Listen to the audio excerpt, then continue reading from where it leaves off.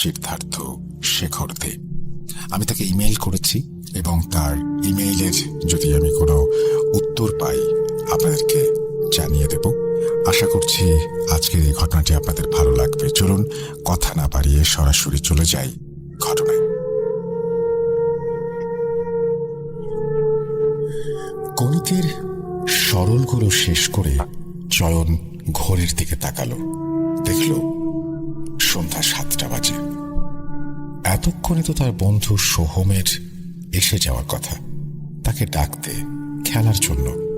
হ্যাঁ, আজ 1 মাস হলো সে তার বন্ধুদের সাথে রাতের বেলা লুকোচুরি খেলতে যাচ্ছে।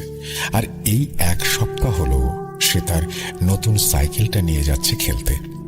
জন্মদিনের উপহার হিসেবে পেয়েছিল চয়ন সাইকেলটা তার বাবার কাছ থেকে। চয়ন সিঁড়ি দিয়ে নেমে নিচে আসে এবং ঘরের এক কোণে রাখা টেলিফোন দিয়ে তার বন্ধু সোহমকে ফোন করে, কিন্তু সোহম ফোন তোলে না। শেষে হতাশ হয়ে টিভিটার দিকে পা বাড়াতে যাবে, তখনই হঠাৎ কলিং বেলের শব্দে থমকে দাঁড়ায় সে এবং ছুটে যায় দরজার দিকে। দরজা খোলে। চয়ন বলছে, আরে আরে সোহম, এত দেরি হলো কেন আসতে? শিলফুল গাছটির নিচে মাথা নিচু করে দাঁড়িয়ে সোহম বলল, আজ আমি একটা নতুন জায়গা খুঁজতে গিয়েছিলাম খেলার জন্য।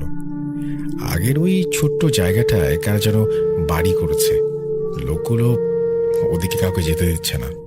যাই হোক, আজ একটা জায়গা পেলাম, বিশাল জায়গা। ওদেরকেও নিয়ে গেছি, ওরা ওখানে খেলছে।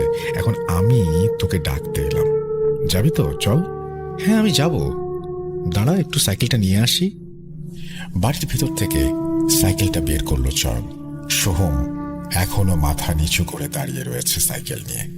অন্যদিনের চেয়ে সোহমকে একটু আলাদা লাগছে, কেমন যেন অদ্ভুত রকম চুপচাপ হয়ে রয়েছে। যাই হোক, চল যাই। সাইকেল ঘুরিয়ে পেছনের রাস্তা ধরে। এই দিকে যেতে হবে, শর্টকাট। বলছি সোহম, তোর বাড়ির কাজ শেষ সরলগুলো? সোহম উত্তর দিল না। একটু এগোতেই চারিদিক অন্ধকার, এদিকে লোডশেডিং সম্ভবত। এই কিছুক্ষণ আগেই বৃষ্টি হচ্ছিল, তাই এখনো রাস্তার মাঝে গর্তে জল জমে আছে। রাস্তার পাশের বাড়িগুলোর দালানে হ্যারিকেনের আলোয় চলছে আড্ডা আর চা খাওয়া। রাস্তার সামনে থেকে একটা আগুনের ফুলকি আসছিল, সেটা যে ঘটি গরমওয়ালার ঝুড়িতে রাখা ল্যাম্পটি সেটা বুঝতে অসুবিধা হলো না। একটু দূরে মন্দিরে সন্ধ্যার আরতি শুরু হয়ে গেছে। বাইরের বটগাছের শিকড়ের আড়াল থেকে মন্দিরের ভেতরের প্রদীপটার আলো দেখতে পেল চয়ন। সাইকেল থেকেই প্রণাম করল সে। সোহম একটা অন্ধকার গলির সামনে দাঁড়িয়ে বলল, এখান থেকে সোজা চলে যেতে হবে। এই বলে চলে গেল। চয়নও তাই করল। ঢালু গড়ান রাস্তা, রাস্তার ধারে ধারে জল জমে রয়েছে। তার পাশে পুকুর, ঝিঝি পোকা আর ব্যাঙের কোলাহল শোনা যায়। 2-1 সময় মাছের জল ঝাপটানোর শব্দ শোনা যায়। পুকুর পেরিয়ে এলে একটু দূরে একটা চার্চ দেখা যায়। চার্চের মাথায় থাকা ক্রসটা অন্ধকারে ভালোই দৃশ্যমান। সোজা গিয়ে ডান দিকে গেলে ইটের রাস্তা, তার পাশের ঝোপঝাড়ে অন্ধকারটা বেশ জমাট বেঁধেছে। রাস্তার আশেপাশে অসংখ্য নাম না জানা গাছ, আর তারই মধ্য থেকে হঠাৎ একদল বাদুড় উড়ে গেল চয়নের মাথার ওপর দিয়ে। আর একটু হলে চিৎকার করে উঠত চয়ন। যাই হোক, রাস্তার ধারের প্রকাণ্ড গাছগুলোর পাতায় থাকা জলের ফোঁটাগুলো হাওয়ার দাপটে তাদের গায়ে পড়তে থাকে। বৃষ্টি পড়ছে নাকি সোহম? না, গাছের জল। একটু দূরে ঝোপের আড়ালে জোনাকির ঝাঁক দেখা গেল এবং বাতাসে একটা সুগন্ধে চারিপাশ আমোদিত করে তুলেছে। চয়ন দাঁড়িয়ে দেখছিল, সোহম এসে তাড়া দিতে লাগলো, তাড়াতাড়ি চল, রাত হয়ে যাবে। বহুদূর থেকে রাখালের বাঁশির সুন্দর সুর শোনা যাচ্ছে। বেশ মনোরম পরিবেশ, তাই নয় কি? যাই হোক, বহু কষ্টে এগোতে হলো, নইলে রাত হয়ে যাবে যে। দক্ষিণ থেকে ঠান্ডা বাতাস আসছিল, ঝড় আসছে সম্ভবত। সামনে গঙ্গার ঘাট, গঙ্গার পাড়ে কয়েকজন বসে গল্প করছিল। আর কত দূর? এই তো এসে গেছে সামনে, বলল সোহম। রাস্তার প্রান্তে একটা বহুদিনের পুরনো বাড়ি, ইংরেজ আমলের সম্ভবত। ভগ্নদশা, অন্ধকার জমাট বেঁধে রয়েছে। বাড়িটার পাশ কাটিয়ে সোজা রাস্তা, এবার পিচের রাস্তা শুধুই নামেই রাস্তা, ভগ্নদশা, আর মাঝে মধ্যে বড় গর্ত, তাতে বৃষ্টির জলে ভর্তি। দুপাশে বড় বড় গাছ আর ঝোপ জঙ্গলের মাঝে মাঝে শিয়ালের কোরাস শোনা যাচ্ছিল। একটু এগোতেই প্রচন্ড জলের শব্দ। এখানে চয়নের ভয় করতে লাগলো। বাড়ি ফিরে যাবে নাকি আজ, তাই ভাবছিল। কিন্তু রাস্তাও তো চেনে না সে। নিরুপায় হয়ে সোহমকে অনুসরণ করতে লাগলো সে। সোহম সোজা গিয়ে বাঁদিকের রাস্তায় ঢুকে গেল। চয়নও তাই করল। রাস্তার বাঁদিকে খুব একটা বড় কোয়ার্টার বা ফ্যাক্টরি, সম্ভবত সবই পরিত্যক্ত আর ভগ্নদশা। আকাশে চাঁদের কোনো হদিস নেই। তাহলে আজ অমাবস্যা সম্ভবত। চয়ন এতক্ষণ আকাশের দিকে তাকিয়েছিল। হাঁপিয়ে উঠে সোহমকে জিজ্ঞেস করে, হার কত দূর? সোহম এর কোনো উত্তর দিল না। চয়ন বিরক্তিতে চিৎকার করতে যাবে, এমন সময় পেছন ঘুরে দেখে কোথাও কেউ নেই। শুধু রয়েছে আবছা কুয়াশা আর নিস্তব্ধতা। ঘাবড়ে গিয়ে সোহমের নাম ধরে চিৎকার করছিল চয়ন, কিন্তু তার চিৎকার দুবার প্রতিফলিত হয়ে স্তব্ধ হয়ে যায়। বড় বড় পরিত্যক্ত ফ্যাক্টরির রাস্তায় সাইকেল নিয়ে অসহায়ভাবে দাঁড়িয়ে রয়েছে একটা প্রাণী। অন্ধকারে আবছা দেখা গেল কে যেন ফ্যাক্টরির সামনে চাদর গায়ে বসে রয়েছে। নিরুপায় হয়ে চয়ন তার দিকে ধাবিত হয়। খানিকটা কাছে গেলে চয়ন বুঝতে পারে যে লোকটা আস্তে আস্তে কাঁপছিল। ঠান্ডায় সম্ভবত। ভক্তি যাক, তার কি? কথা বলার আগেই হঠাৎ এক বিদ্যুৎ ঝলকে লোকটার মুখটা দেখা গেল। হাত পোড়া মুখে নীল ওই চোখ কি জ্যান্ত মানুষের। চয়নের বুকের রক্ত ছলকে ওঠে। অন্ধকারে লোকটা দাঁড়িয়ে পড়লো তা বোঝা গেল। আস্তে আস্তে চয়নের দিকে এগোতে লাগলো সে। চয়ন যেন আটকে গেছে ওখানে। হঠাৎ এক বিদ্যুতের ঝলকে চয়নের সব আচ্ছন্ন ভাব ফিরে আসে। সাইকেল ঘুরিয়ে প্রাণপণে পালায়। লোকটা পিছু করছে নাকি তাও জানে না, কারণ সে আর পিছু ফিরে তাকায়নি। নিজের সব শক্তি দিয়ে, গায়ের সর্বশক্তি দিয়ে যত জোরে সম্ভব সাইকেল চালাতে লাগলো। চালাতে চালাতে কান গরম হয়ে উঠেছে। এবার থামতে হবে কোথাও। দক্ষিণ থেকে ঠান্ডা বাতাস বইছে। ঝড় হবে মনে হয়। ভয়ে গলা শুকিয়ে এসেছে চয়নের, তাও সাইকেল চালাতে থাকে সে। অনেকক্ষণ বাদে গুড়ি গুড়ি বৃষ্টি শুরু হলো। রাস্তার পাশের বাঁশবাগান থেকে এক চিলতে আলো দেখা গেল, যেটি আসছিল রাস্তার ধারের একটি ছোট্ট শিব মন্দির থেকে, যা এত হাওয়ার দাপটেও নিভে যায়নি। সেটাই অবাক করার বিষয়। চয়ন মন্দিরের সামনে হতবাক হয়ে দাঁড়িয়ে থাকে। সে যা দেখছে তাকে সত্যি নাকি কোনো দুঃস্বপ্ন। রাত অনেক হয়েছে মনে হয়। বাড়ির লোক কি করছে কে জানে। হয়তো এতক্ষণে পুলিশের কাছে খবর চলে গেছে নিখোঁজ হবার। এটা কি একটা দুঃস্বপ্ন? অচেনা জায়গায় রাতের বেলায় নিঝুম অন্ধকারে ঝড়ের মধ্যে একটা মন্দিরের সামনে আলোর উৎসের জন্য দাঁড়িয়ে থাকা কি ভালো কথা? নিজেকে যেন অসহায় কোনো প্রাণীর মতো লাগতে লাগলো। খিদে পেয়েছে, মাথায় কিছু আসছে না, কিন্তু প্রদীপের দিকে চোখ যেতেই সব পরিষ্কার হয়ে গেল। প্রদীপ জ্বলছে মানে এখানে কেউ থাকে। তাছাড়া এই জঙ্গলের মধ্যে আর কি বা প্রদীপ জ্বালাবে? বৃষ্টি এখনো ফোঁটা ফোঁটা পড়ছে। এবারে হাওয়া বইতে শুরু করে জোরে। বাঁশগুলোর ঠক ঠক আওয়াজ হতে থাকে। চয়ন মন্দিরে নমস্কার ঠুকে বেরিয়ে পড়ে লোকালয়ের খোঁজে। তাতে বাড়ি যাওয়ার রাস্তা বা আজকের রাত কাটাবার ব্যবস্থা তো করা যাবে। এই অন্ধকারে বাঁশবনে দাঁড়িয়ে থাকার চেয়ে লক্ষ গুণে ভালো। মাথার উপর দিয়ে একটা পেঁচা ডাক দিয়ে চলে গেল। গাটা কেমন ছমছম করে উঠল। রাস্তা ফাঁকা, হালকা বৃষ্টি পড়ছে, চারিদিক নিঝুম অন্ধকার, কিন্তু এর মধ্য থেকেও শেয়ালের কোরাস শোনা যাচ্ছিল। কিন্তু মাঝে মাঝে মনে হচ্ছিল যে সেই লোকটা এখনো তাকে অনুসরণ করে যাচ্ছে। কিন্তু সে পেছন ফিরে তাকায়নি। একটু দূরে যেতেই বাঁশবনের ফাঁক দিয়ে এক টুকরো হলুদ আলো দেখে যেন জীবন ফিরে পেল সে। অন্ধকারে আর কোনো কিছু না ভেবে সোজা আলোর উৎসের দিকে ধাবিত হলো। বাঁশবনের মধ্যে দিয়ে সরু কাঁচা রাস্তা দেখে মনে হলো যেন বহুদিন এখানে কোনো মানুষের পা পড়েনি, শুধু বাদুর আর চামচিকের আনাগোনা। অনেকক্ষণ হাঁটার পর একটা কুড়ে ঘর দেখা গেল। দালান রাখা হারিকেনটাই সেই হলুদ আলোর উৎস। ঘরের ছাউনি, ঘরের বাইরে হারিকেন জ্বলা সত্ত্বেও ঘরের ভেতর গাঢ় অন্ধকার যেন জমাট বেঁধে রয়েছে। ঘরটার পাশে একটা পুকুর, পুকুরে পানা ভর্তি আর মাছের আষ্টে গন্ধ। চয়ন বাড়ির সামনে গিয়ে ডাকতে লাগলো। শূন্যতা ছাড়া আর কেউ সাড়া দিল না। কোথাও কেউ নেই। চয়ন কেউ নেই দেখে সাইকেলটা একপাশে রেখে দালানে গিয়ে বসে। এতক্ষণে বাইরে হালকা বৃষ্টির সঙ্গে ঠান্ডা বাতাস বইছে। সামনের ঝোপে একদল জোনাকি হালকা সবুজ রং ছড়িয়ে আছে। ঝিঝি পোকার কোলাহল শোনা যাচ্ছে। হ্যারিকেনের আবছা আলোয় আশেপাশের পরিবেশটা বেশ ভালোই লাগছিল চয়নের। মনে পড়ছিল সেই ছোটবেলায় ঝড় বৃষ্টির সময় লোডশেডিং হলে হ্যারিকেনের মৃদু আলোয় জানালার পাশে বসে থেকে ঠান্ডা বাতাস উপভোগ করার দিনগুলো। তার মা তার কাছে ভূতের গল্প শোনাতো। সত্যি অনেক বছর পর এই কথাগুলো মনে পড়ল চয়নের। কারণ এখনকার দিনে সাইক্লোন এলেও কোনোদিন কারেন্ট যায় না, আর অপ্রয়োজনীয়ভাবে সমস্ত জায়গায় 10 হাত দূরে দূরে বসানো বিদ্যুতের লাইট পোস্টগুলো কোনোদিন এই প্রকৃতির অপরূপ সৌন্দর্য দেখার সুযোগ করে দেয়নি। সত্যি আজকাল সমাজ ব্যবস্থা আজকের শিক্ষা ব্যবস্থার মতো হয়ে গেছে। ধরে বেঁধে সবাইকে এক জিনিস মুখস্থ করানো যদি শিক্ষা হয়, তাহলে আমি চিরজীবন অশিক্ষিত হয়ে যাব। ছেপে পরীক্ষার খাতায় টোকার প্রতিযোগিতায় চক্করে শিক্ষার্থীদের সৃজনশীলতাটা কোথায় যেন হারিয়ে যায়। আর লোকে বলতে থাকে, এখনকার দিনে রবীন্দ্রনাথ ঠাকুর, জীবনানন্দ দাশ জন্মায় না কেন? কে জানে, হয়তো এখনকার জীবনানন্দ বা রবীন্দ্রনাথ কোথাও বসে তাদের পড়া মুখস্থ করে চলেছে।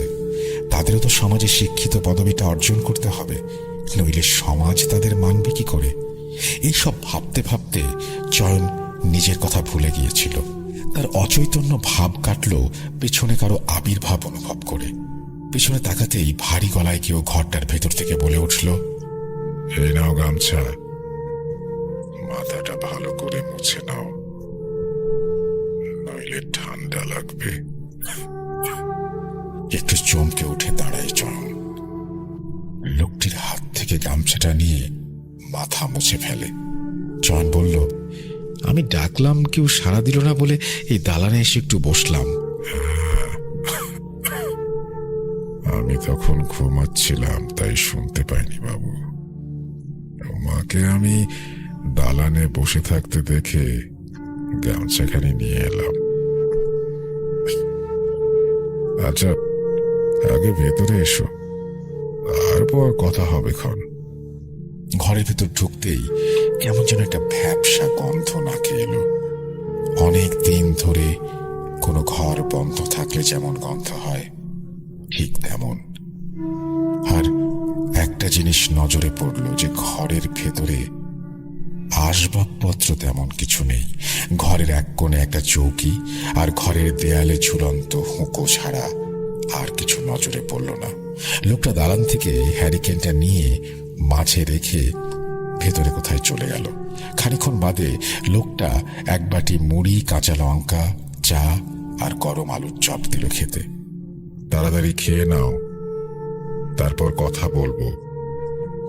ঝড় জলের মধ্যে এমন খাবার কেউ ছাড়ে? লোকটা একটু তফাতে বসে হুঁকো টানতে লাগলো। এতক্ষণে লোকটার মুখটা হ্যারিকেনের হালকা আলোয় দৃশ্যমান হলো। মাথায় চুল নেই বললেই চলে, কিন্তু মুখে গোঁফ দাড়ি ভর্তি। এতই পুরো মুখটা দেখা যায় না। পরনে হাত কাটা ফতুয়া আর লুঙ্গি। লোকটা হুঁকোটা একটা লম্বা টান দিয়ে বলল, আচ্ছা, তোমার নামটা জানা হলো না। আমার নাম চয়ন।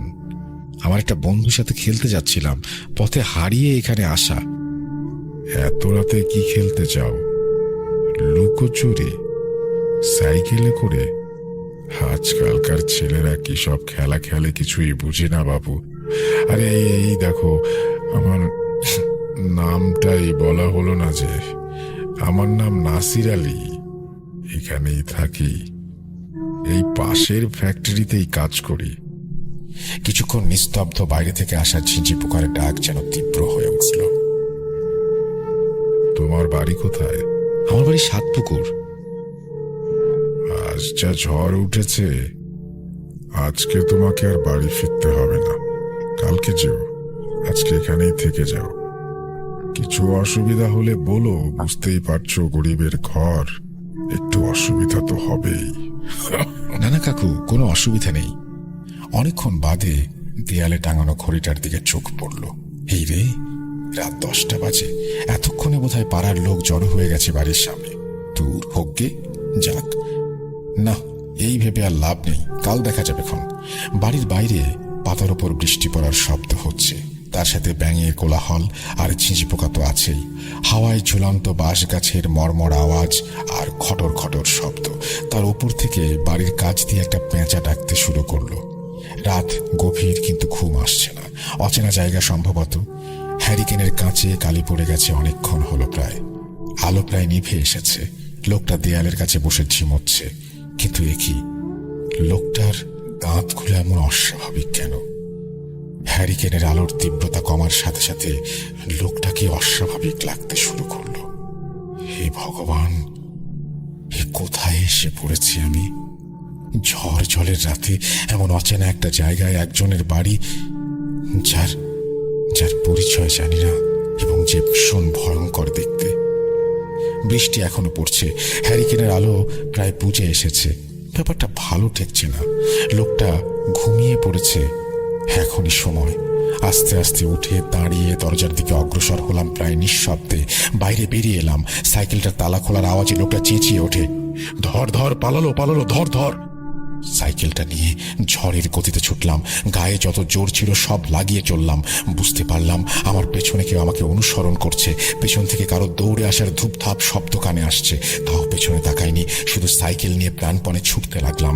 অনেকক্ষণ যাবত সামনে দিয়ে কারোর ভারী গলার আওয়াজ পেয়ে থমকে দাঁড়ালাম। দেখলাম অন্ধকারকে কেটে কেউ যেন এগিয়ে আসছে। হাত দেখাতে দেখাতে কাছে আসতে আমার সাইকেলের হ্যান্ডেল ধরে বলে, এত রাতে এখানে একা ঘুরছো কেন? মানে হারিয়ে গিয়েছিলাম। রাত 11:30টার সময় ডানলবে একা একা ঘুরছো? এর মানে জানো কি হতে পারে? তোমার ভাগ্য খুব ভালো যে বেঁচে গেছো, নইলে এমন খাবার ওরা ছাড়বে? লোকটা কি বকছে কিছুই বুঝলাম না। মাতাল নয় তো? শেষে যদি আবার এও তারা করে? ওর কি সব ভাবছি। লোকটা একটা বিড়ি জ্বালিয়ে টেনে বলল, তোমার বাড়ি কোথায়? কত দূর? আমি বললাম, 7 পুকুর। আমার সাথে চলো, তোমায় পৌঁছে দিয়ে বাড়ি যাই। সাইকেলটাও তুলে নাও ওই রিকশায়। সাইকেলটা রিকশায় তুলে বসলাম। লোকটা দেখলাম রিকশায় লাগানো প্লাস্টিক দিয়ে ঢেকে দিল। তখন হালকা বৃষ্টি পড়ছিল।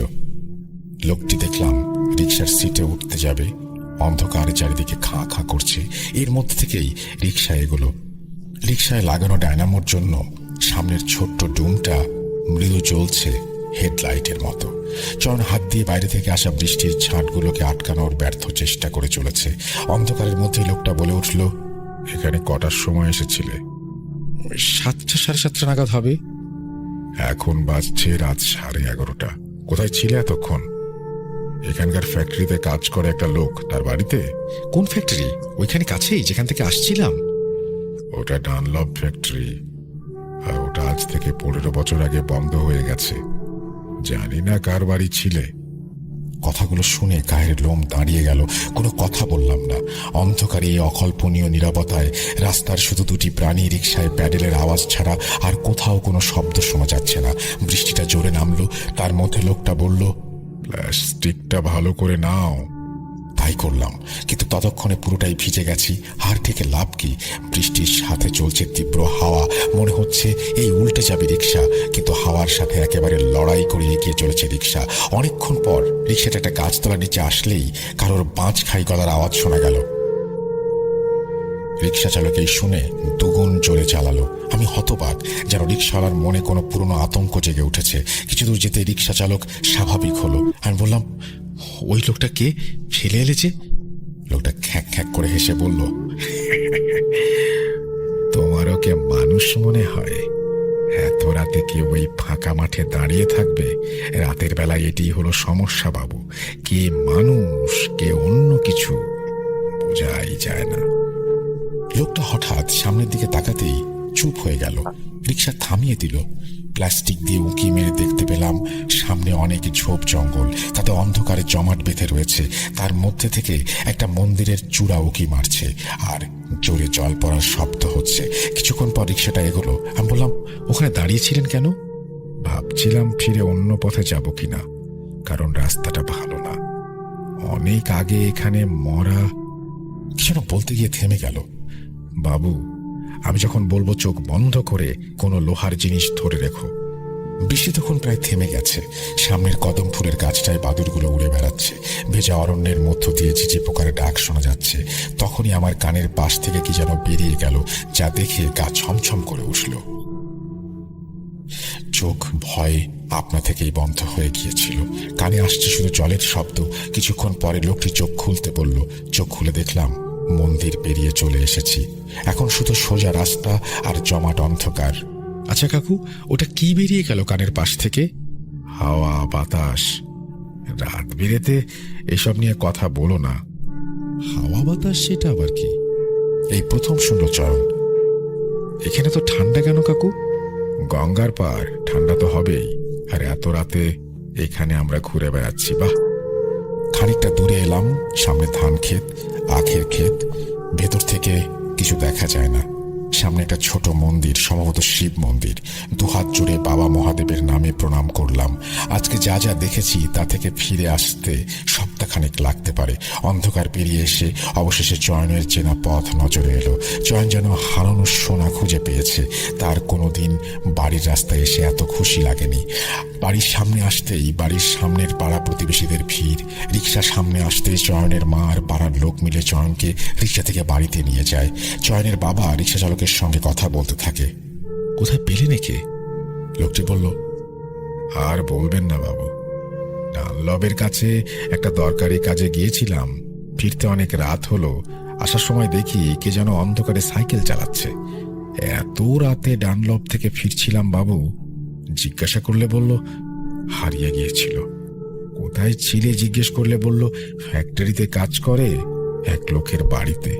এখন আপনি বলুন, ডানলব ফ্যাক্টরি কত বছর আগে বন্ধ হয়ে গেছে। আমি জানি না কোথায় ছিল বাবু। সব শুনে মাথায় হাত পড়ল চয়নের বাবার। লোকটির ভাড়া মিটিয়ে দিয়ে বাড়িতে ঢুকলেন। প্রতিবেশীরাও তখন যে যার বাড়িতে চলে গেছে। চয়নের বাবা বললেন, কোথায় ছিলে এতক্ষণ? খেলতে গিয়েছিলাম। সোহম ডাকতে এসেছিল, একসাথে গিয়েছিলাম অনেকটা দূরে। তারপর ও কোথায় চলে গেল, আমি হারিয়ে গিয়েছিলাম। সব শুনে চয়ন বাবা বলল, আচ্ছা দাঁড়াও, বলে ঘরের কোণে রাখা টেলিফোনের দিকে ধাবিত হলো। কিছুক্ষণ পর ফিরে এসে বললেন, সোহমের আজ বিকেল থেকে জ্বর। ও কোথাও বেরোয়নি আজ। সেদিন অনেক ঝামেলার পর চয়নের রাতের বেলা কোথাও যাওয়া বন্ধ হয়ে গেল। আর বন্ধ না হলেও রাতের বেলা বেরোনোর সাহস তার চিরদিনের জন্য হারিয়ে গিয়েছিল। এই ছিল ঘটনা। আমি জানি না কেমন লাগলো। কোনো ভূমিকাই তিনি লেখেননি, ঠিক যেভাবে লিখেছেন আমি সেভাবেই পড়ে শোনালাম। এখন ভালো মন্দ বিশ্বাস করা বা না করা এটা সম্পূর্ণ আপনাদের উপর, আপনাদের ব্যাপার। যাই হোক, আমরা চলে যাব আমাদের পরবর্তী ঘটনায়। অবশ্যই পরবর্তী যে ঘটনাটি, সেই ঘটনাটি এমন ঘটনা যে ঘটনাটি আপনাদের কাছে অনেক বেশি জনপ্রিয় একটি ঘটনা, যেটা হয়তো স্বাধীন মিউজিক অ্যাপে বা অন্য কোথাও প্রচারিত হয়েছিল, আপনারা শুনেছেন বা শোনেননি, বা আবারও হয়তো শুনতে চান। চলুন কথা না বাড়িয়ে চলে যাই সেই ঘটনায়। তার আগে আমি বিদায় নিচ্ছি। আল্লাহ হাফিজ।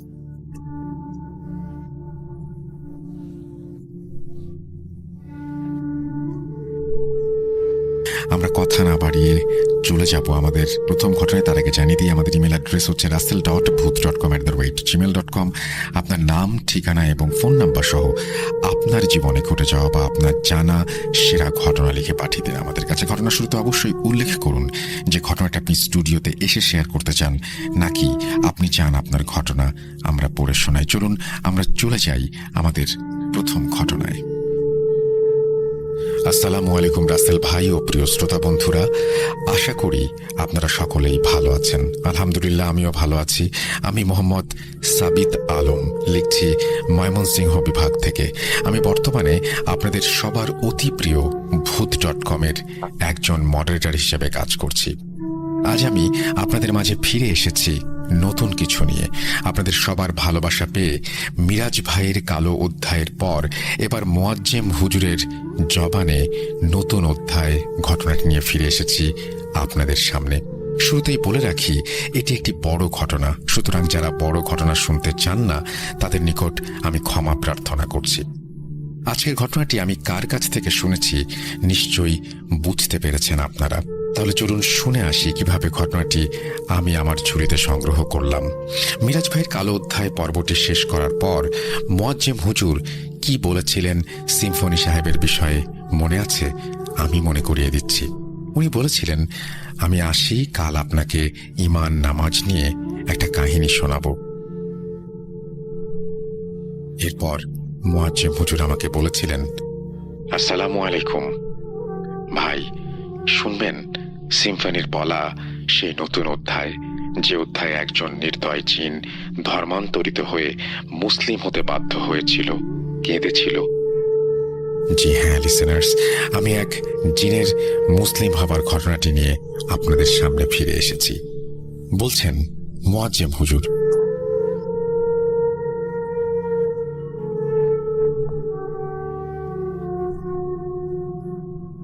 সেদিন সিম্ফনি ভাই আমাকে মিরাজের জীবনের কালো অধ্যায়ের ইতি টেনে ওনার জীবনের একটি কাজ আমার সাথে শেয়ার করবেন বলে জানিয়েছিলেন, যে কাজে একজন বিধর্মী জিন নিজ ধর্ম ত্যাগ করে ইসলাম ধর্ম গ্রহণ করেছিল।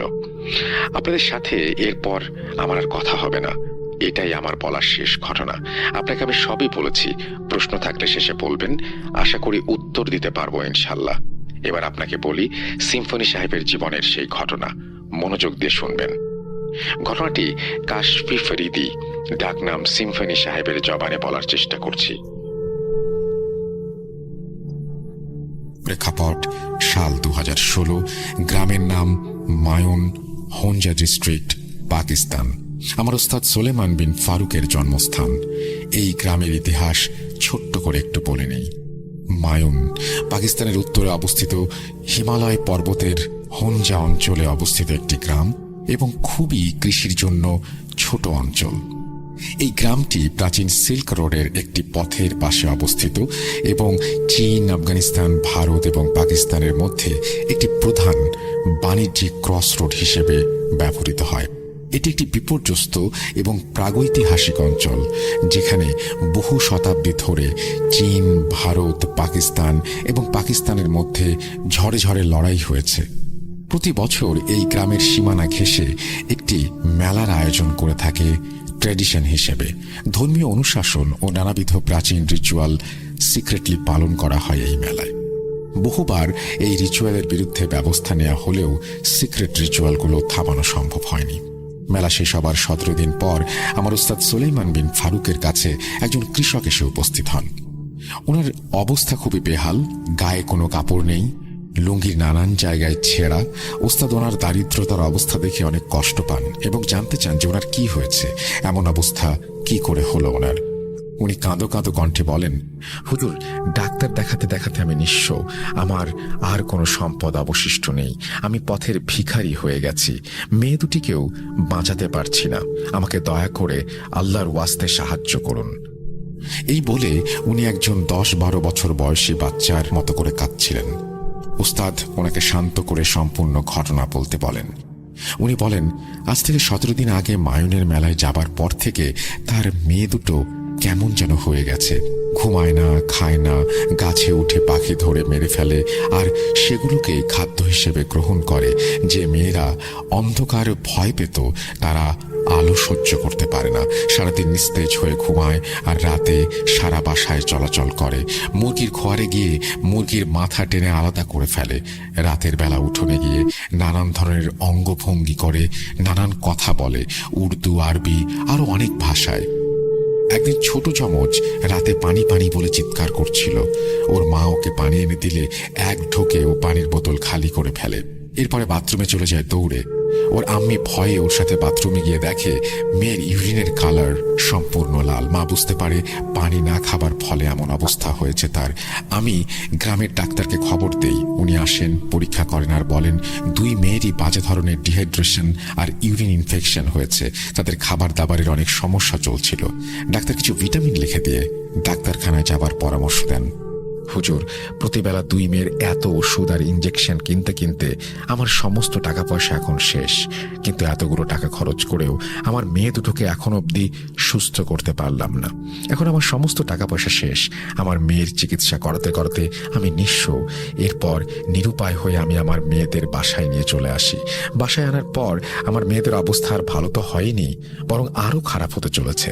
তাদের আচরণ আগের থেকেও অনেক বেশি এলোমেলো, কথা বলে আস্তে আস্তে, কথায় কথায় মারতে আসে, বিভিন্ন ভাষায় ভয় দেখানো, কোরআন শরীফ এবং ধর্মের প্রতি অনীহা, প্রচুর পরিমাণে ভয়ে জীবনযাপন করছি। এখন আমাদের হাতে আর কোনো টাকা পয়সা নেই।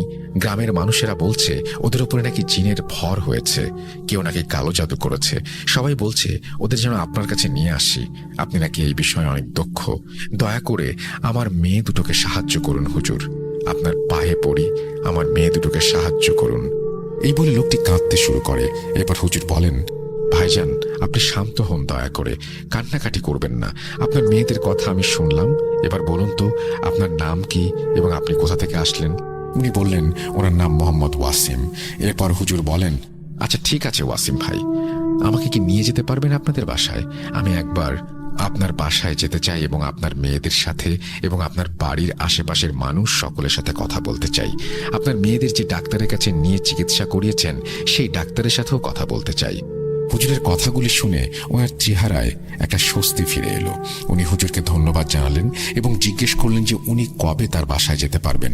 হুজুর ওনাকে জানান আগামীকাল যাবেন। ওয়াসিম সাহেব আল্লাহর কাছে হুজুরের জন্য দোয়া করলেন এবং বিদায় নিয়ে চলে আসলেন। পরদিন সকালে ওস্তাদ মেলা কমিটির সদস্যবৃন্দের সাথে কথা বলতে গেলেন এটা জানতে যে মেলায় কোনো সিক্রেট রিচুয়াল করা হয়েছিল কিনা। যথারীতি তারা সকলে এই বিষয়টিকে একেবারে বাতাসে উড়িয়ে দিলেন আর ওস্তাদকে সেখান থেকে চলে যেতে বললেন। ওস্তাদ আবার বাসায় না গিয়ে ওয়াসিম সাহেবের বাড়ি গেলেন আসরের একটু আগে। সেখানে গিয়ে উনি নিজের মতো করে একটা ইনভেস্টিগেশন করলেন এবং ওয়াসিম সাহেবের বাসায় আশেপাশের মানুষের সাথে কথা বললেন। ভাই, বর্তমান সময়ে এই ইনভেস্টিগেশনকে আমরা ডকুমেন্টারি বলে থাকি। ওস্তাদ ওয়াসিম সাহেবের প্রতিবেশী হাসমত সাহেবের বাসা থেকে ওনার ইনভেস্টিগেশন শুরু হয়। হাসমত সাহেবের বাসার দরজায় নক করলে হাসমত সাহেব বেরিয়ে এসে তাকে সালাম দেন এবং তাদের সাথে কথাবার্তা হয়। হাসমত মিয়া, ওয়াসিম সাহেবের মেয়েদের যে সমস্যা জানেন? হাসমত সাহেব বলেন, জি হুজুর জানি। বলেন তো একটু। সাহেব, মেলার দিন রাত 8টায় ওয়াসিম ভাইয়ের বাসা থেকে চিৎকারের শব্দ শুনতে পাই আমরা। ওনার বাসায় গিয়ে বিষয়ে জানতে চাইলে উনি বলেন যে এমন কোনো চিৎকার ওনারা নাকি শোনেননি। আমরা চলে আসি কথা শেষ করে। 10টার দিকে আমরা খেতে বসি। জানালার সামনে হালকা আলোয় হঠাৎ দেখি ওয়াসিম ভাইয়ের এক মেয়ে এসে আমাদের জানালার সামনে দাঁড়িয়ে। আমরা কিছুটা অবাক হই আর ওকে আমাদের বাসায় আজ রাতে খাবারের দাওয়াত দেই। হঠাৎ মেয়েটা বলে, কিরে হাসমত, আজ না তোর বাবার মৃত্যুবার্ষিকী? ছি ছি ছি ছি ছি, জাহান্নামী, বাপকে রেখে এখানে গরুর মাংস খাচ্ছিস। তোর বাবার কি অবস্থা, আয় তোকে দেখাই। আমি বেয়াদব বললে চিৎকার করে ওয়াসিম ভাইয়ের কাছে মেয়েটাকে নিয়ে নালিশ জানাই। মেয়েটা ওয়াসিম ভাইকে বলে, ওয়াসিম, হাসমতের বাবা জাহান্নামে আর এই শয়তান আজকে গরুর মাংস খাচ্ছে। আর এভাবে কেউ খায়? তেল মশলা দিয়ে পুড়িয়ে, ছি ছি ছি ছি। এই বলে মেয়েটা দৌড়ে পালিয়ে যায়। ওয়াসিম ভাই আমাকে জানায় মেলা থেকে ফিরে আসার পরেই নাকি তার মেয়ের এই অবস্থা। এর পর দিন থেকে ওদের বাসা থেকে রাত বিরাতে চিৎকার আর নানান রকমের কবিতা পড়ার মতন অনেক কিছু শোনা যায়। ভাষাটা উর্দু না, আরবি হতে পারে, নাও পারে, তবে আরবি না হবার সম্ভাবনাই বেশি। আস্তে আস্তে দুজনেই এরকম আচরণ করতে শুরু করে। ভয় লাগে রাতে দরজা খুলতে। মেয়েদের ডাক্তারখানাতেও নিয়েছিল। গরিবের চাষা বেচারা। আমি নিজে 5000 রুপির মতো ওকে ধার দিয়েছিলাম। হুজুর, বেচারা বড় কষ্টে আছে, ওকে সাহায্য করুন।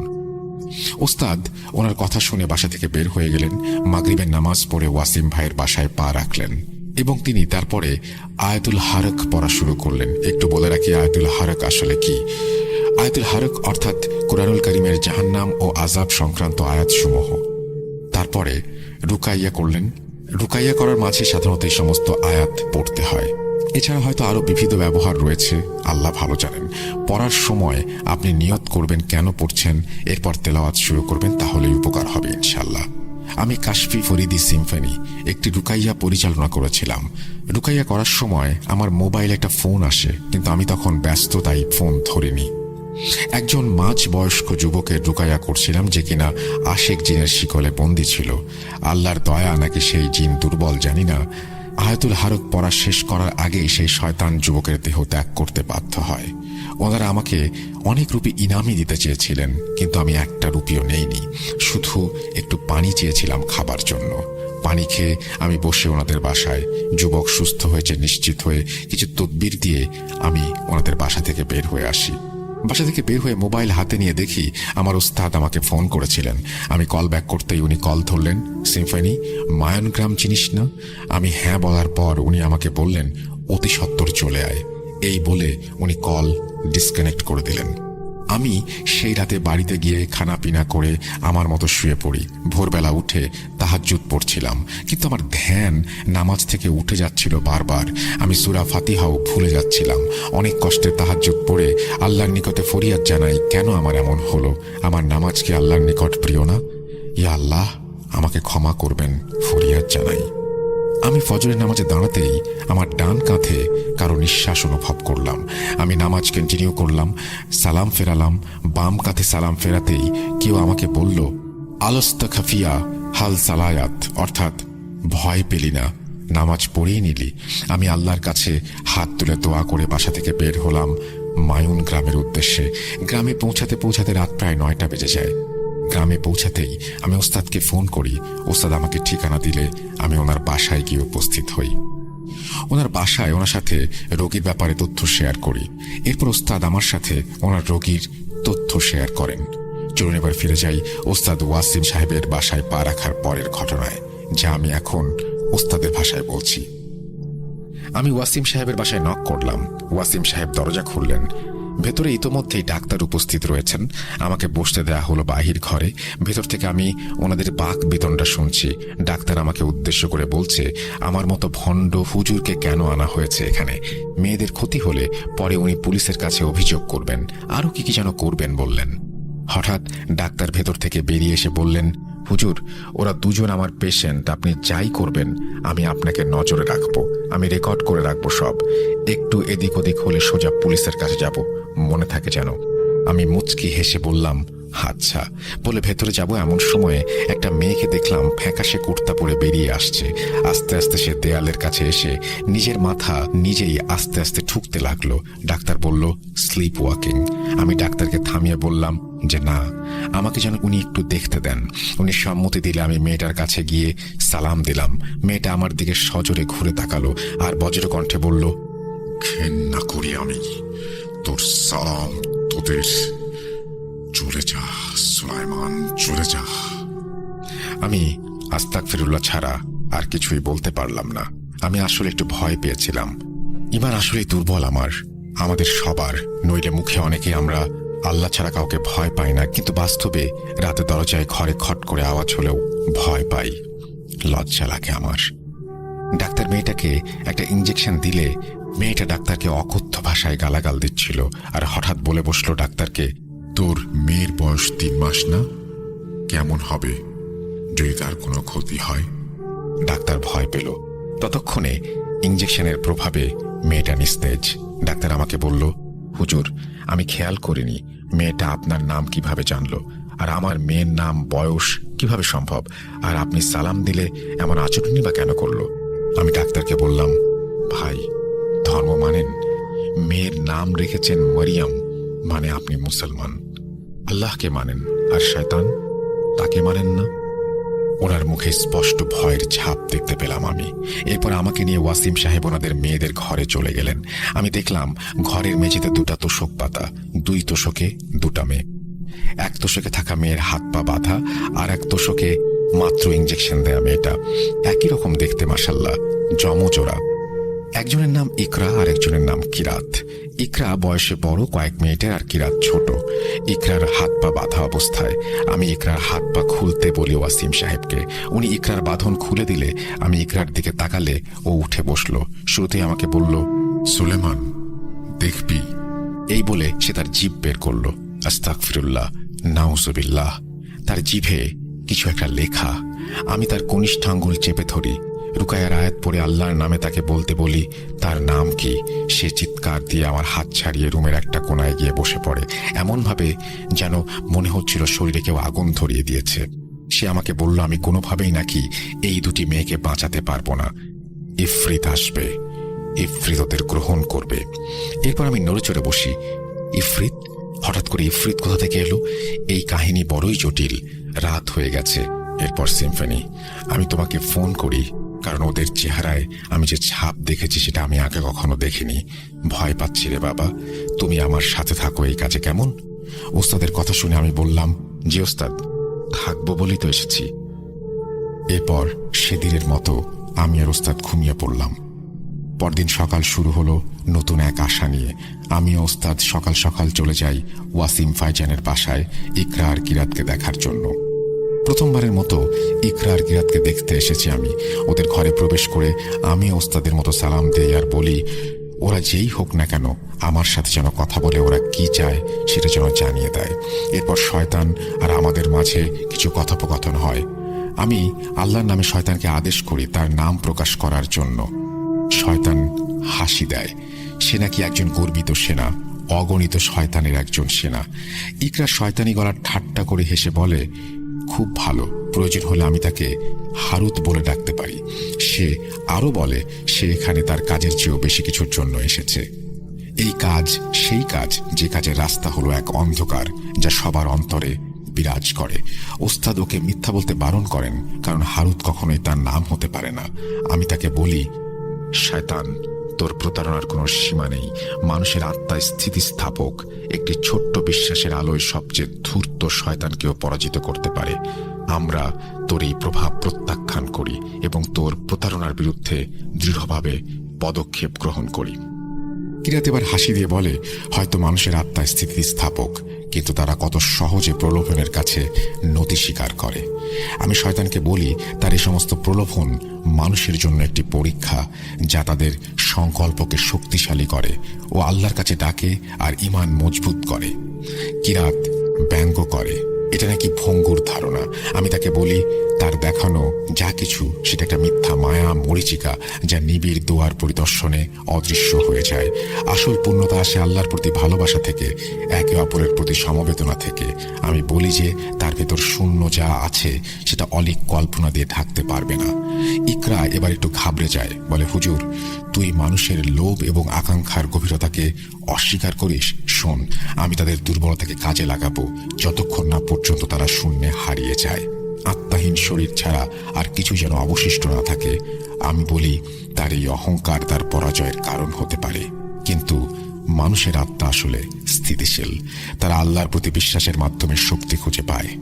কিরাত এবার গর্জন করে, আশা আশা আশা আশা একটা ভঙ্গুর জিনিস, তবে আমি মানতে বাধ্য যে আপনার ইচ্ছা শক্তি আকর্ষণীয়। আমি তাকে বলি, যতদিন মানুষের মনে আল্লাহর বিশ্বাসের শিখা চলবে ততদিন তাদের এই রাত চিরকাল স্থায়ী থাকবে না। একটি নতুন দিনের আবির্ভাব হবে, ভোর আসবে। এরপর কিরাত আর ইকরা চুপচাপ গভীর ঘুমে আচ্ছন্ন হয়ে পড়ে। এরপর আমরা দুজন তার নাম নিয়ে গবেষণা করি।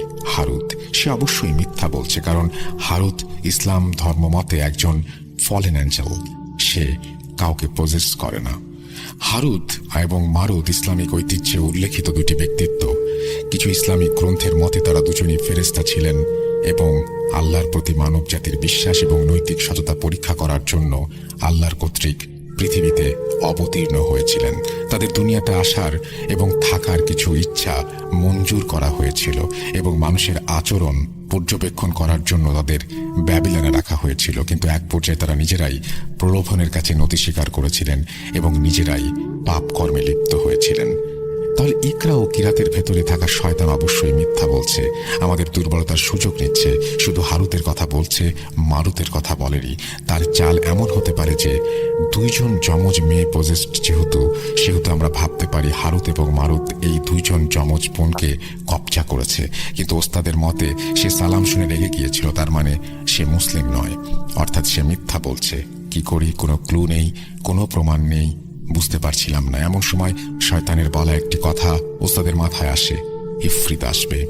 সেদিন আমরা কিরাত এবং ইকরার সাথে দেখা করিনি। আমি আর ওস্তাদ মিলে সেদিন ঈশার নামাজের পরে সেই এলাকার গণ্যমান্য আলেমদের সাথে কথা বলতে থাকি ইফরিতের বিষয়ে। আমাদের সকলের কথা, তর্ক বিতর্কে একটা ফল উঠে আসে।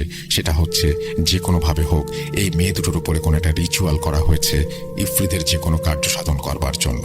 আর সেই শয়তান মেয়ে দুটিকে বন্দি করেছে সেই শয়তান আসলে ইফরিতের সেনা হতে পারে।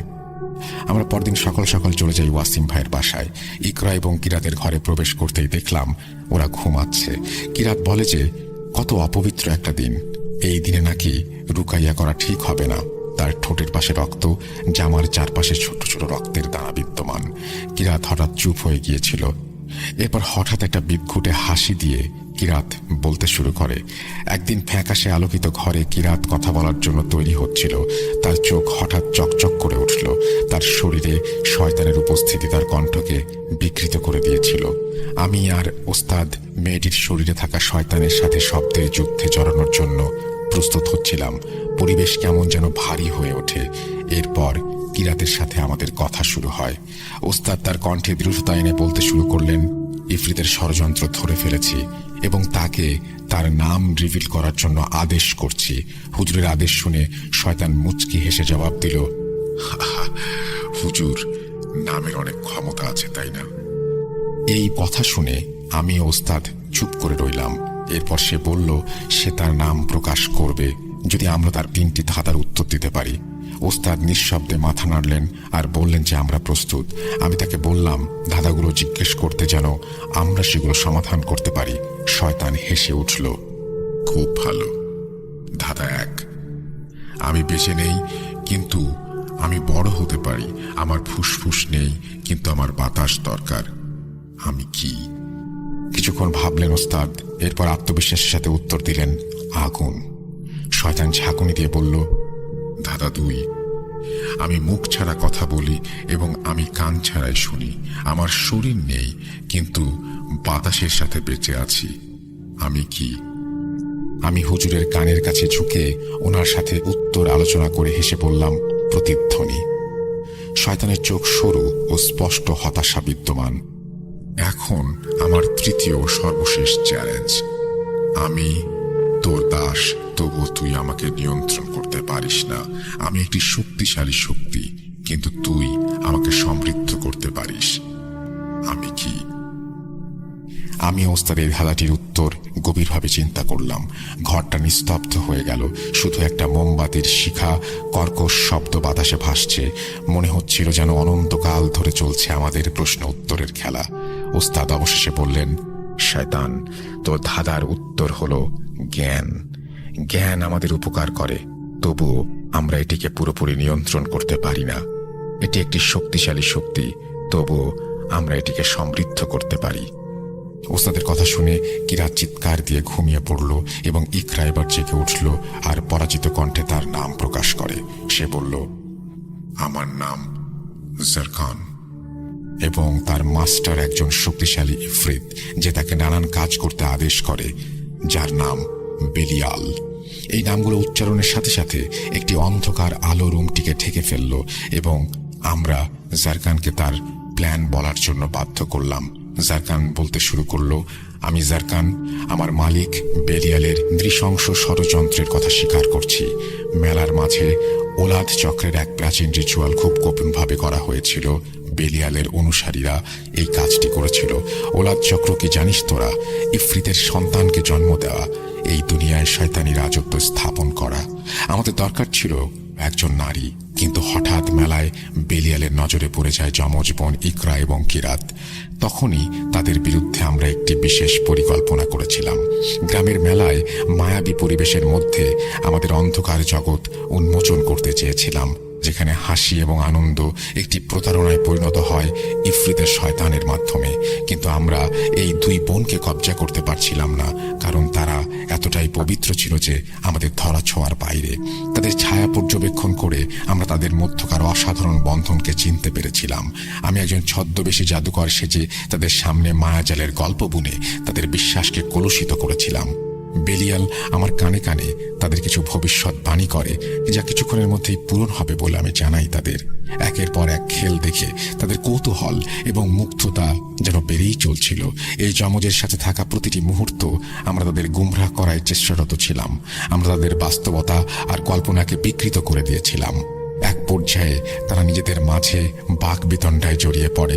তাদের নিজেদের প্রতি ভালোবাসা, যা তাদের শক্তি ছিল, সেই শক্তি একটি দুর্বলতায় পরিণত হয়, যা আমাদের আসল পরিকল্পনা ছিল। তাদের মানসিকভাবে দুর্বল করে আমরা তাদের পজেস করতে চেয়েছিলাম।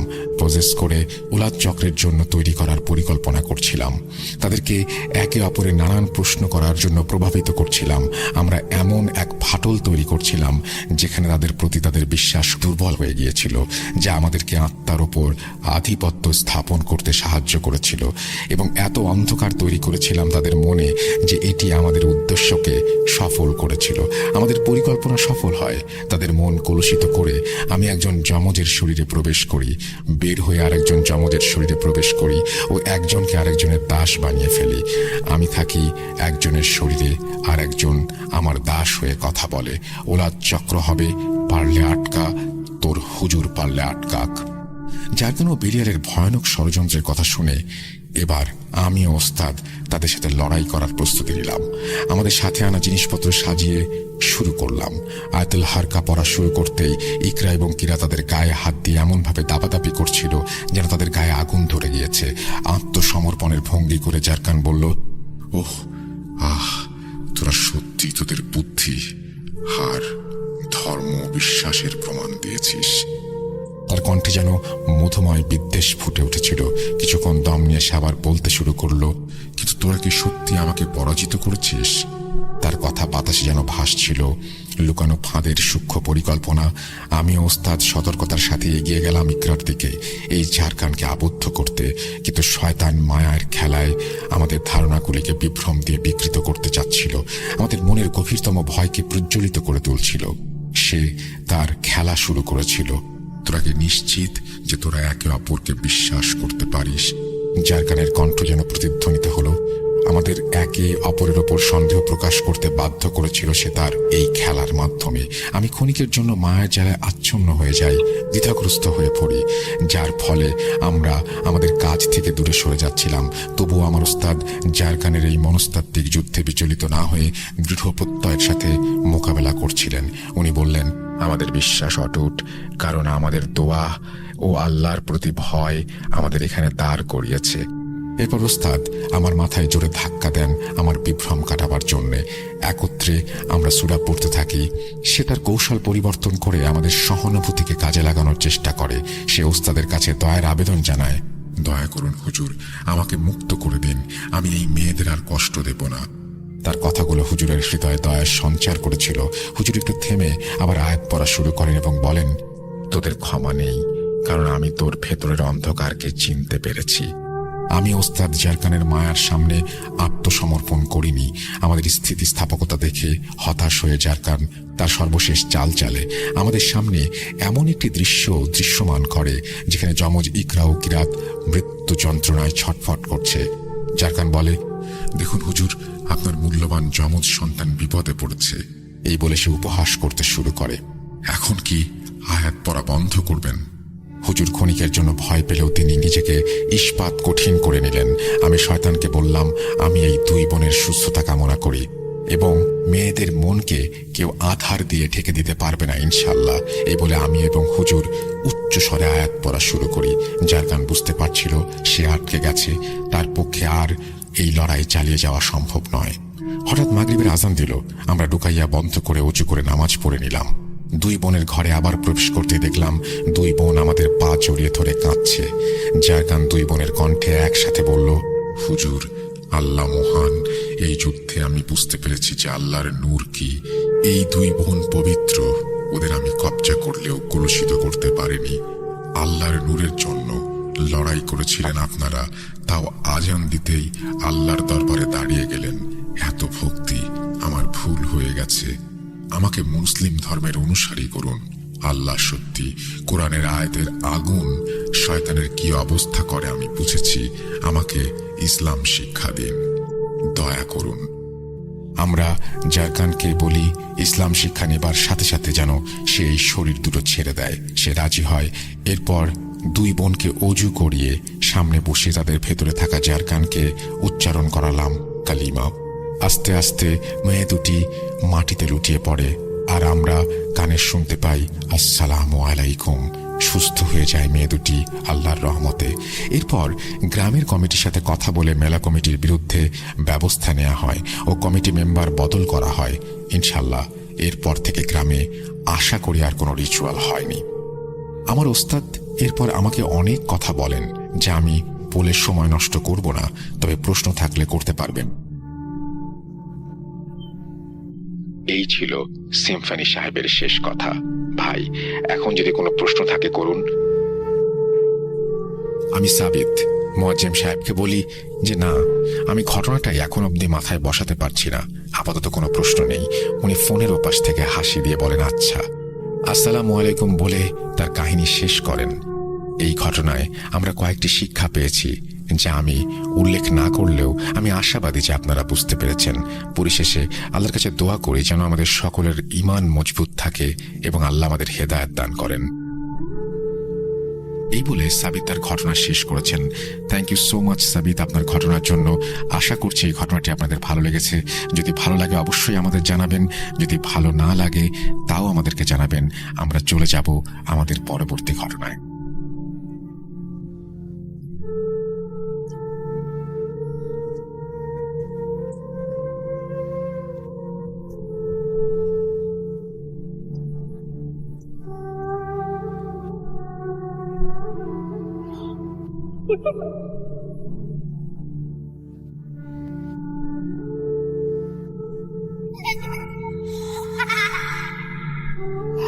তুমি লুকাও, আমি ঠিকই তোমাকে খুঁজে পাবো।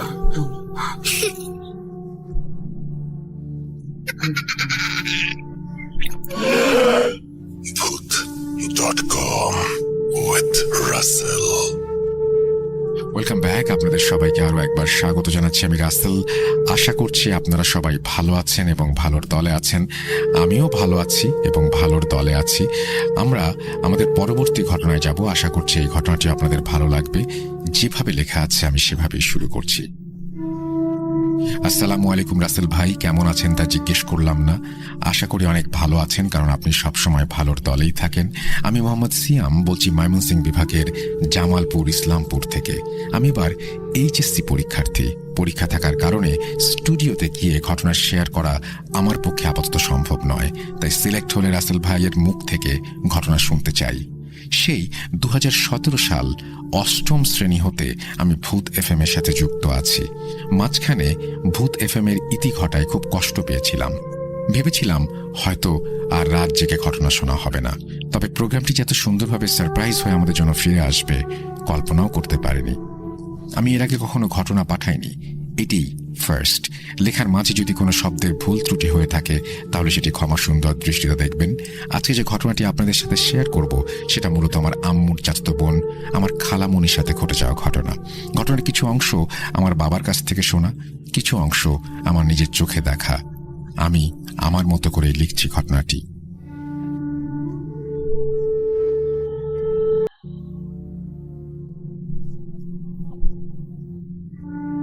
আমাদের ইসলাম রাশি বিশ্বাস করে না। তখন রাশি সম্পর্কে এত কিছু জানতাম না, লোকমুখে যা শুনতাম তাই বিশ্বাস করতাম। ছোট থেকে শুনতাম আমার খালামণি নাকি তুলা রাশি ছিল। ওনার রাশি নাকি তেমন ভালো না থাকায় ওনার সাথে সবসময় প্যারানর্মাল মানে ভৌতিক ঘটনা ঘটতই। এমনকি মাঝে মাঝে উনি জিন বা খারাপ কিছুও দেখতে পেত। ঘটনা ঘটে 2013 সালে চড়া গ্রীষ্মের দিকে, যখন আমার আম্মু প্রচণ্ড অসুস্থ এবং শয্যাশায়ী। তাকে সদ্য ঢাকা মেডিকেল হাসপাতাল থেকে ফেরত পাঠিয়েছে, তাই বাড়িতেই ওনার চিকিৎসার ব্যবস্থা নেওয়া হয়েছিল। একটা কথা বলে রাখা ভালো, আমার আম্মু খুব বাজেভাবে ব্ল্যাক ম্যাজিক দ্বারা আক্রান্ত হয়। সেটা জানতে আমাদের বেশ দেরি হয়ে যায়। যাই হোক, সেদিন রাত 10টা কি 11টার কাছাকাছি বাজে। কারেন্ট নেই। আমরা আমার নানির বাড়িতে থাকতাম। গ্রাম এলাকায় হওয়ায় প্রচুর লোডশেডিং হয় সেখানে। আম্মুর শরীরের কন্ডিশন তেমন ভালো ছিল না। ওনার শরীর অনেক অসুস্থ থাকায় উনি মাঝে মাঝে অনেক অদ্ভুত আচরণ করত। আমার এখনো মনে আছে, আম্মু এক মনে ওপরের দিকে তাকিয়ে কি যেন ভাবছে, বিড়বিড় করছে। কিছুক্ষণ পর ওনার শরীরে প্রচণ্ড ব্যথা আর শরীরের জ্বালা অনুভূত হয়। আমাকে কাছে ডাকতো, আমি যেতাম, কিন্তু কাছে যাওয়ার সাথে সাথেই আমার হাতে কামড় বসিয়ে দিত, নয়তো শক্ত করে খামচি দিয়ে ধরতো। আমি ব্যথার জন্য কষ্ট পাইনি, কষ্ট পেয়েছি আম্মুর এমন অস্বাভাবিক হয়ে যাওয়াতে। তখন আব্বু সিদ্ধান্ত নিল হুজুরের কাছ থেকে কাঁচ পরে আনবে। গ্রামের ভাষায় কাঁচ পরা মানে হচ্ছে লম্বা লম্বা 3টা সুতা নেবে, 3টা সুতা একসাথে করে কি যেন সূরা পরে ফু দিয়ে একটা গিট্টু দিয়ে দিবে, এবং এই গিট দেবার পরে এর মাঝখানে কোনো ফাঁকা স্থান থাকবে না। এইভাবে পুরো সুতোতে গিট দিয়ে একটা মালার মতো বানিয়ে ফেলতে হবে সেটাকে, যেটা গলায় পড়লে জিন অথবা খারাপ কিছু দ্বারা আক্রান্ত হয় না। আব্বু উপায় না পেয়ে আমার খালামণির হাজবেন্ড অর্থাৎ আমার খালুর কাছে যায় মসজিদে গিয়ে হুজুরের কাছ থেকে কাজ পড়ে আনার জন্য। ঘরে আমি একা, যার জন্য আব্বু নিজে না গিয়ে ওনাকেই পাঠালো হুজুরের কাছে। আমাদের বাসা থেকে খালাদের বাসা একটু দূরে। বিকেলের দিকে খালু বাজারে গিয়েছিল বোয়াল মাছ কিনতে, কিন্তু তার পছন্দ মতো মাছ না পাওয়ায় সন্ধ্যার পর যখন বড় মাছটা তার চোখে পড়ে, সে খানিকটা বেশ দরদাম করেই কিনে নেন। মাছ নিয়ে বাড়ি ফিরতে একটু বেশি রাত হয়ে যায়। মাছ আনার সাথে সাথে তৎক্ষণাৎ খালা মাছ কাটতে বসে এবং ওনাকে বাড়িতে একা রেখেই হুজুরকে ডাকতে চলে যায়। খালামণি মাছ কাটার সময় ওনার কেমন যেন একটা অস্বস্তি বোধ হচ্ছিল। ওনার মনে হচ্ছিল ওনার আশেপাশে কেউ আছে।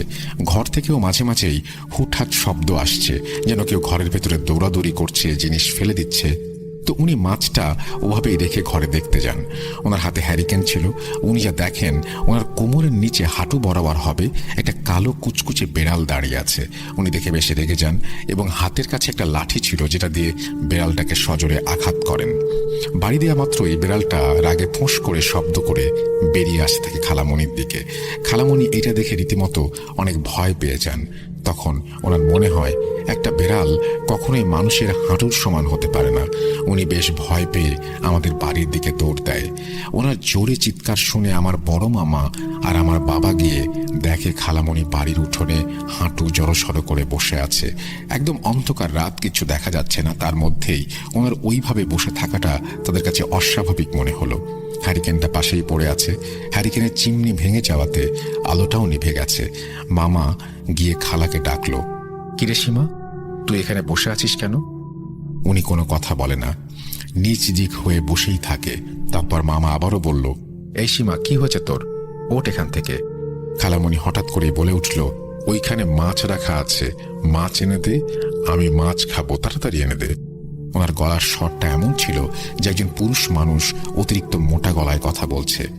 ওইখানে উপস্থিত আব্বু আম্মু ওনার এরকম আচরণ দেখে অনেক ভয় পেয়ে যায়। ওনাকে অনেক ওঠানোর চেষ্টা করে, কিন্তু পারে না। তখন মামা আন্দাজ করতে পারল যে মোটেও ভালো কিছু ঘটেনি। মামা অনেক জোরাজোরি করে খালাকে ঘরে আনার চেষ্টা করে, কিন্তু তার শক্তির সাথে পেরে ওঠে না।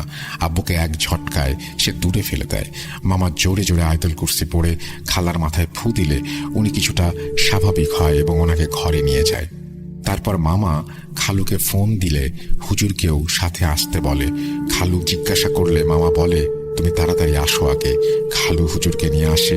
হুজুরকে দেখা মাত্রই শুরু হয়ে যায় ভয়ানক তাণ্ডব।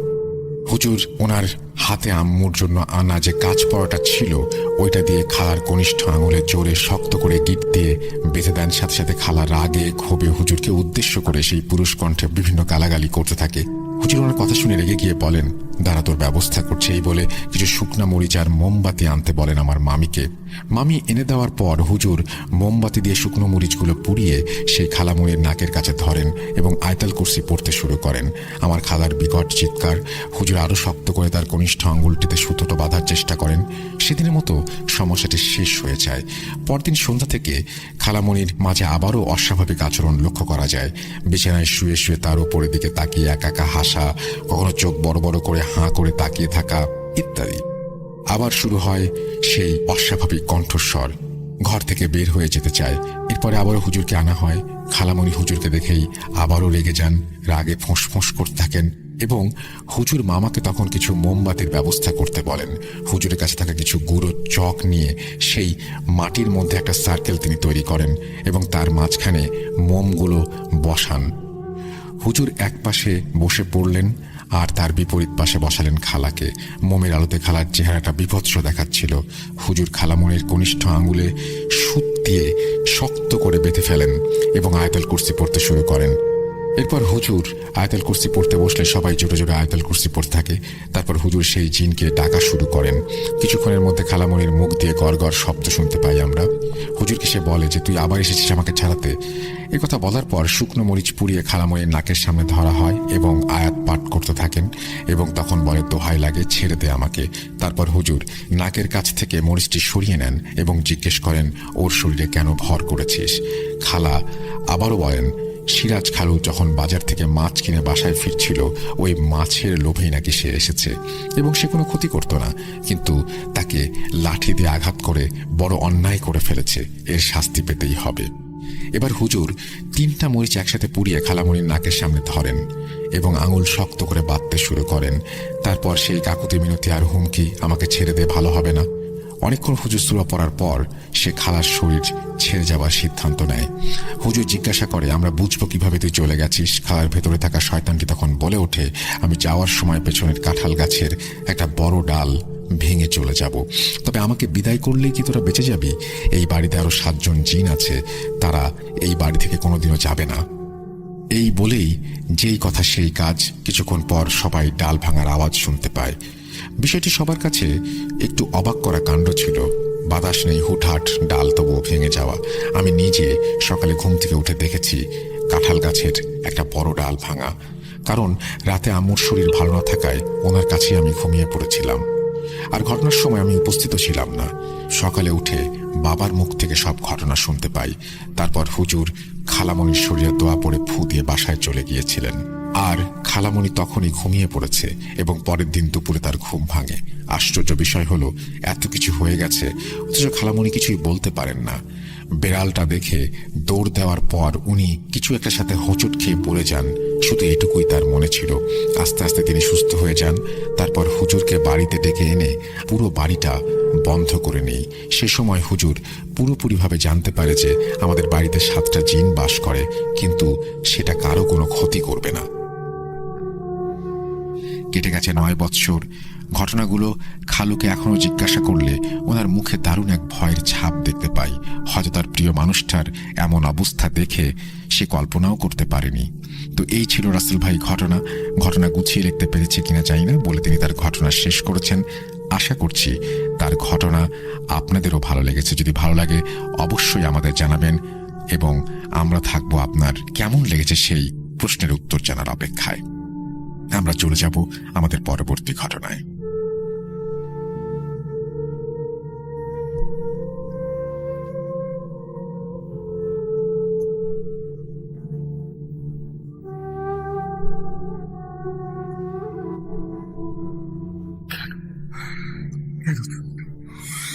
আমি শুধু তোমার সাথে থাকতে চাই।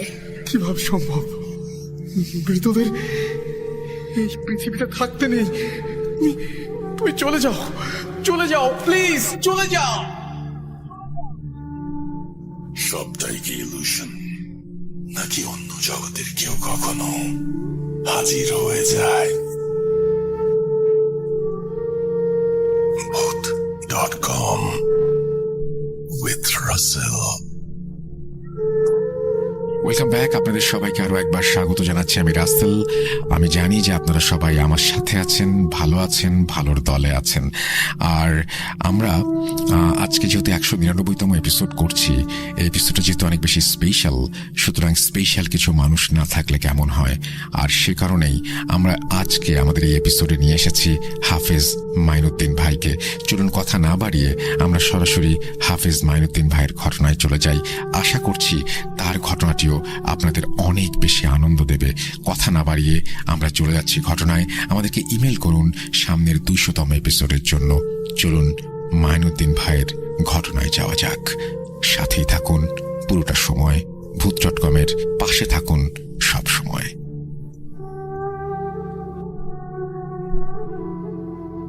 আসসালামু আলাইকুম। রাসেল ভাই আলহামদুলিল্লাহ ভালো আছি, আশা করি আপনিও ভাইয়া ভালো আছেন। আমার দ্বিতীয় ঘটনাটা বেশ অল্প কয়েকদিনের, সপ্তাহখানেক হয় নাই। তো আমরা সিলেটে গিয়েছিলাম। সিলেটে একটা হোটেলে যখন উঠি, সেই হোটেলের মধ্যে কিছু ঘটনা ঘটেছিল। আমরা ঢাকার থেকে রওনা দিয়েছি এবং সেই হোটেলে উঠলাম।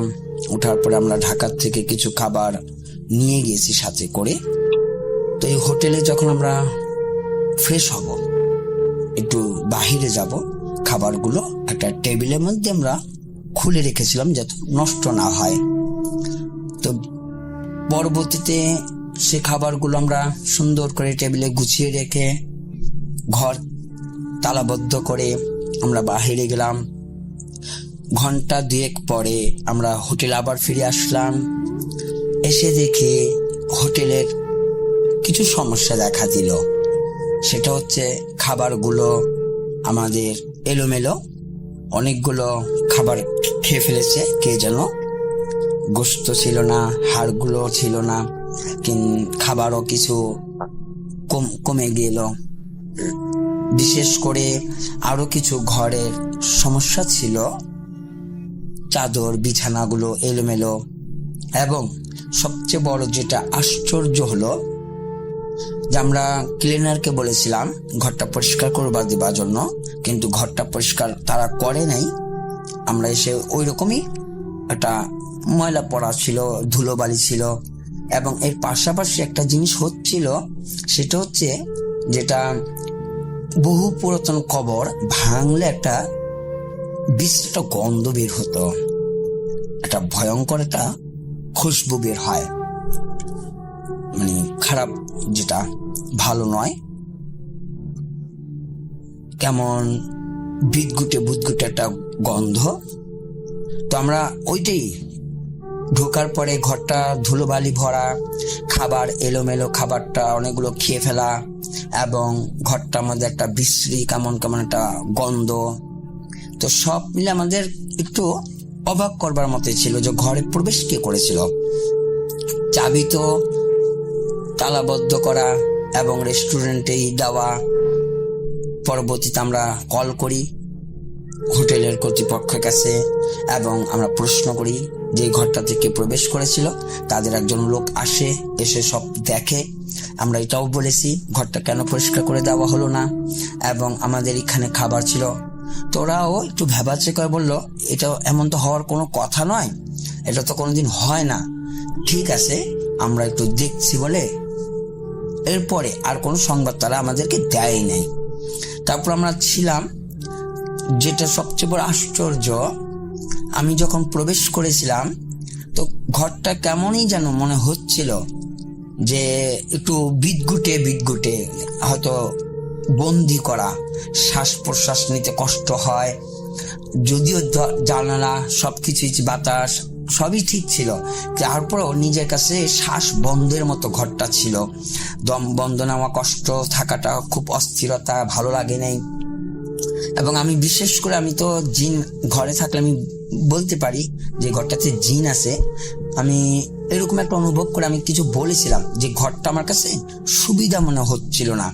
তো এটাও নিয়ে আমাদের অনেক হাসাহাসি হলো যে আপনি তো যেখানে যাবেন এরকমই বিষয়টা আপনার বলতে হবে, কারণ আপনি তো এইগুলো নিয়ে পারদর্শী। তা আমরাও বললাম না, তারপরে বলছি ঘরটা আমাদের কাছে সুবিধাজনক মনে হচ্ছে না, তারপরে থাকবো, দেখি কি হয়। যদি এরকম কোনো ঘটনা হয় তাহলে অবশ্যই আমি এটা সবাইকে শেয়ার করব good.com-এ। এ নিয়ে আমাদের অনেক আনন্দ হয়েছিল ভাইয়া। কিন্তু মূলত ঘটনা সত্যি হলো যেটা, আমরা সন্ধ্যার পরে, মাগরিবের পরে যখন নাস্তার আয়োজন করেছি, খুব খাবার দাবার সব আমরা বসেছি। মাগরিবের নামাজের পরবর্তীতে আমরা একটু চা নাস্তার আয়োজন করেছি। আমাদের সাথে আরো কিছু গেস্ট ছিল, ওরাও খুব আমাদের সাথে বসলো। ওই মুহূর্তে আমাকে একটা লোক শুধু এইটুকুই বলল যে আমরা চা নাস্তা খাওয়ার পরে বাতিটা বন্ধ করে দেব। বাতিটা বন্ধ করে দিয়ে আপনি যে ঘটনাগুলো good.com-এ শেয়ার করেছেন, আমাদের কাছে খুব আনন্দ লেগেছিল, ভয় লেগেছিল। আজ ওই রকমই আমাদেরকে নিয়ে একটু আলোচনা করবেন যা আমাদেরকে খুব আনন্দ দেবে। এবং রাসেল ভাইয়া বিশেষ করে আপনার অনেক প্রশংসা শুনেছি সবার মুখে। ওইখানে আমাদের অনেক অনেক ভক্ত, আপনার শ্রোতাদের অনেক কিছু আমরা জেনেছি যে ভূত.com এর ভালোবাসার অনেক মানুষ সিলেটে আছে। তো এটাও ভালো লাগলো শুনে। তো বিশেষ করে আমরা এই কাজটা করব, কিন্তু ভয়ঙ্কর ঘটনা যেটা হয়েছিল যখন আমরা লাইট বন্ধ করেছি, ঘটনাটাগুলো আমরা একটু বলবো। যে আমি ভূত.com এ রাসেল ভাইয়াকে কি কি ঘটনা শোনাতাম, রাসেল ভাইয়া সমস্ত শ্রোতাদেরকে এইভাবে ঘটনাটা বলতো, শেয়ার করতো। ভূত.com আমাদের সবাইকে আনন্দ বা ভয়ভীতি কিভাবে দেখাতো, একটু খুব মজা করে গল্পটা বলছিলাম তাদেরকে। তো মুহূর্তের মধ্যে একটা আওয়াজ এলো, শব্দটা হলো চুপ থাকো। তখন আমরা সবাই সবার দিকে তাকালাম যে কথাটা কে বলেছে। যখন বলছে চুপ থাকো, আমরা একটু অবাক হইলাম। তখন সবাই চুপই হয়ে গেলাম। একটু পরেই দেখি শব্দ হচ্ছে দরজায় বা আমাদের টেবিলের মধ্যে, ঠক ঠক এরকম একটা শব্দ, বিভিন্ন রকমের একটু একটু করে আওয়াজ আসছিল। তো এইটা নিয়ে আবার একজন বলল যে ভূত.com এর লোক যখন সিলেটের মধ্যে, তখন অবশ্যই ভূত.com এর ভূত এখানেও চলে এসেছে। আমরা আবার বললাম চুপ থাকতে বলেছে, তো আমরা কিছুক্ষণ চুপ থাকি, দেখি না ঘটনাটা কি ঘটে। তো অবশ্যই অবশ্যই সেখানে জিন ছিল ভাইয়া, যেটা আমরা আস্তে আস্তে রাত 9টা 9:30 বুঝতে পেরেছি। যখন আমরা সবাই নিশ্চুপ হয়ে যাকে যাকে বলেছি যে আপনারা যে যেমনটা পারেন, দুরুদ শরীফ হোক, সূরা ফাতিহা হোক, বা যে যেটা পারেন আপনারা আস্তে মনে মনে মনে মনে পড়তে থাকেন। হয়তো আল্লাহ চাহে আমাদের চোখের মধ্যে কিছু দৃষ্টি দেখা দিতে পারে। তো ঘটনাটা সত্যি তাই হলো। সেখানে আমরা অনেকগুলো লোক ছিলাম, তো প্রায় এখান থেকে 3-4 জন লোক এই ঘরের ভিতরে একটা জিন ছিল, তারা দেখেছে। এবং পরবর্তীতে সেটা আমিও খুব কাছে ডেকে কথা বলেছি।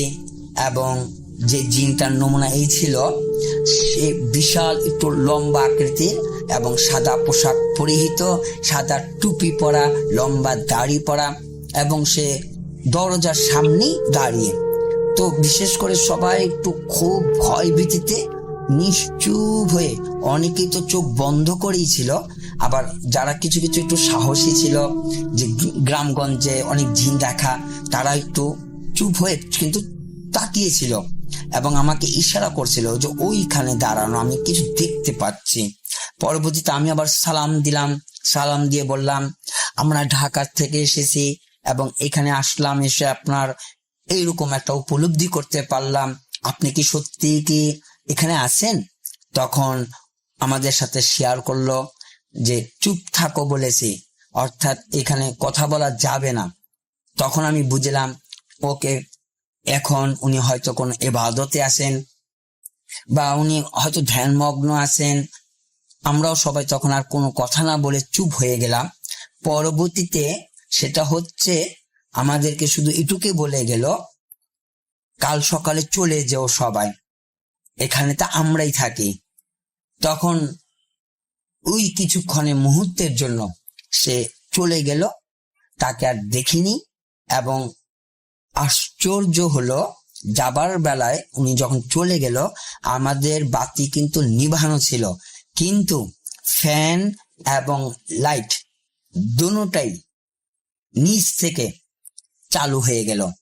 এবং দরজাটা যে আমাদের একটু ভিড়ানো ছিল যেন বাহিরের আলোটা আমাদের এখানে না আসে, যদিও পুরো বন্ধ করা হয় নাই, কিন্তু দরজাটাও পুরো খুলে গেল। তখন বললাম ঠিক আছে, উনি চলে গেছে, এখন আমরা কথা বলতে পারি। তো এই বিষয় নিয়ে সবাই আমার কাছে কিছু প্রশ্ন করেছিল, যে যে জিন আসলো আপনি তাকে কিছু কথা বললেন না বা কিছু বললেন না। বললাম এখানে আসছে এবং হয়তো উনিও খুব ইবাদতে ছিলেন, ধ্যানমগ্ন ছিলেন, যা হয়তো বারবার বলছিল চুপ থাকো, তাই আমরা কোনো কথা বলিনি। আজ রাতে আমরা বসবো এবং অবশ্যই অবশ্যই উনি যদি একজন ধার্মিক জিন হয়ে থাকে, ইবাদতকারী জিন হয়ে থাকে, তাহলে রাত্রে আবারও আমাদের কাছে আসবে এবং আমাদের সাথে কথা বলবে। তো এই আগ্রহটা নিয়ে সবাই জেগেছিল। ওই রাত্রে কেউই ঘুমায়নি, যদিও সবাই খুব ক্লান্ত ছিলাম।